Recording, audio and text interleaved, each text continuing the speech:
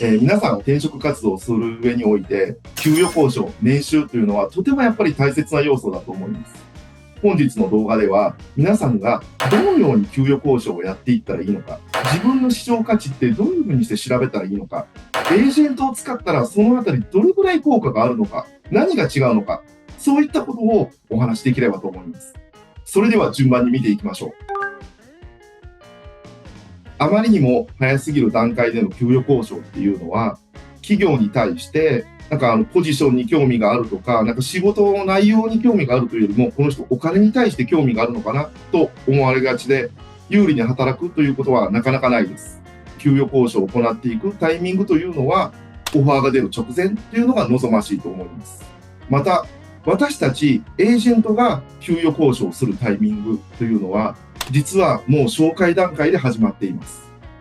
この方は大体どれくらいの年収が必要だ、予算は合いますか合いませんかという下交渉からスタートします。一次面接が終わった後、二次面接が終わった後、最終面接が終わった後、すべてのプロセスにおいて私たちは給与交渉を行っております。なので、一番最後に給与交渉をするということはほぼありません。すべてのプロセスにおいて給与交渉をしています。なぜ一番最後にするのが難しいかというと、ほとんどの企業様っていうのは、給与っていうのを決める段階で、ちゃんとやっぱり会議にかけて承認を取ります。承認を取って皆様にオファーレターを渡すのですが、その承認を取った後にもう一度じゃあこれを変えてくれというと、これがすごく難しいので、私たちエージェントはこの段階っていうのは避けてます。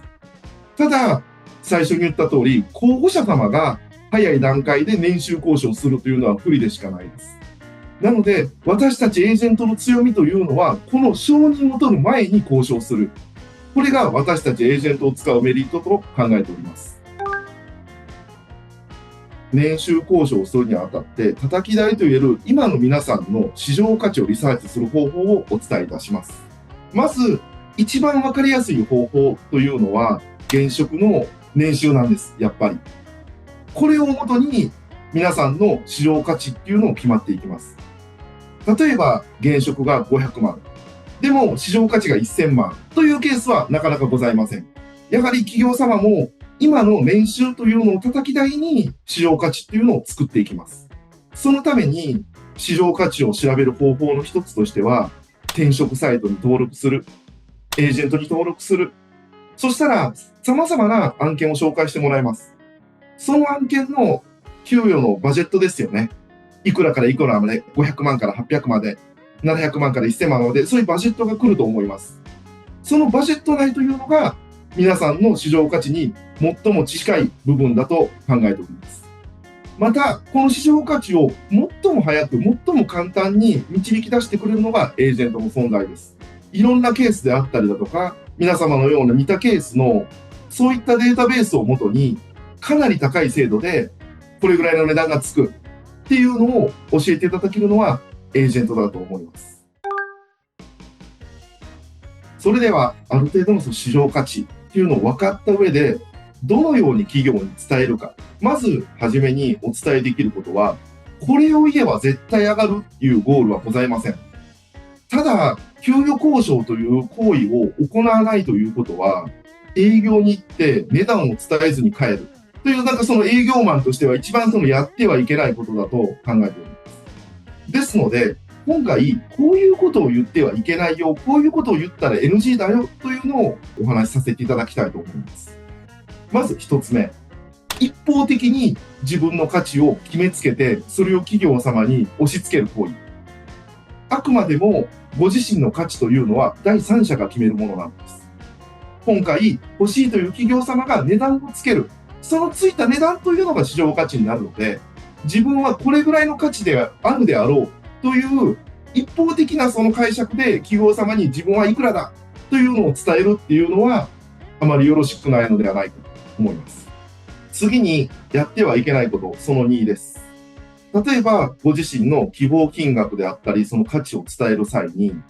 その数字に根拠があるのかないのかっていう部分です。ご自身の給与アップのためにもちろん給与交渉っていうのはするんですけども、じゃあ50万円上がる、100万円上がるには必ず理由というのが必要です。そして多くの企業担当者はその理由について聞いてきます。じゃあ50万円アップ、100万円アップ、その根拠は何ですかというときに、その根拠が答えられない。ただ、アップしたいんです。欲しいです。という交渉は、本当に評価を落とす可能性がありますので、そういう交渉の仕方は NG です。その根拠という意味でのお話で言うと、今の給与がいくらだから、今回こういった仕事が増えるのでいくら欲しいというのが一つ目の根拠です。二つ目は、転職活動をしている上で、同業他社であったり、別の企業でもいいんですけども、今他にオファーを持っている。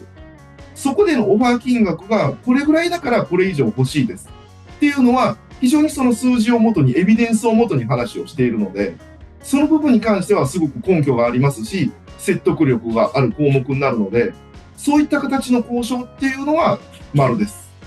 でも、どうしてもやっぱり面接の場で交渉ってやってしまうので、企業というのは、やっぱり言い方を少しでも安く変えたい。もうこれ本当にその企業として当たり前の姿勢なんです。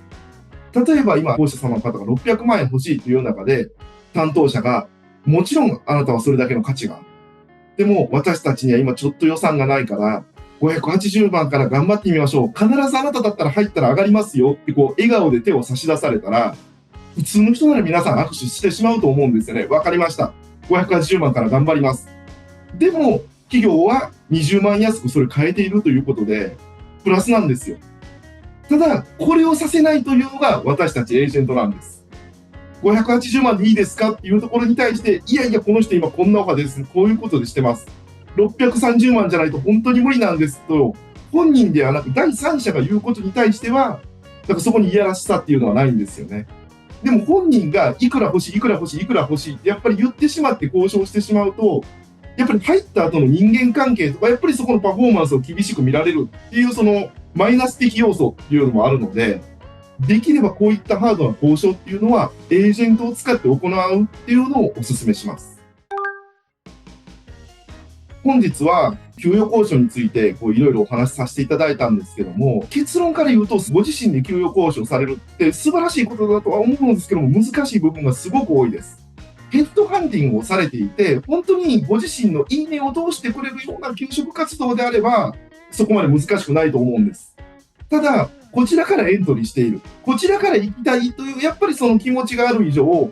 どうしてもその交渉の中に上下関係というか、買ってもらう側、売る側という力関係ができてしまうというのが、やっぱり給与交渉においては少しやっぱり不利な部分だと思います。オファーを取るために安く行きたい。やっぱり人間としてそこ仕方がない部分があるんですけども、エージェント一つ通すことによって、候補者ではない第三者が交渉するというのは、そういったところを通り越して高く交渉できるというメリットがあると思います。候補者様の価値をやっぱり最大限に理解して、私たちが最大限に需要と供給を満たす。もう本当にこれが一番その高い交渉ができる要素だと私たちも考えております。私たちエージェントというのは、候補者様にちょっとでも高くやっぱり企業に入ってもらいたい。そういう希望の中で動いておりますので、給与交渉ということで何かそのご相談があったりだとか、どうしたらいいんですかっていうのがあったら、本当にその遠慮なく、タリスマンの方までお問い合わせいただいたら、私たちは何か助けができるのではないかと思います。転職活動頑張ってください。以上です。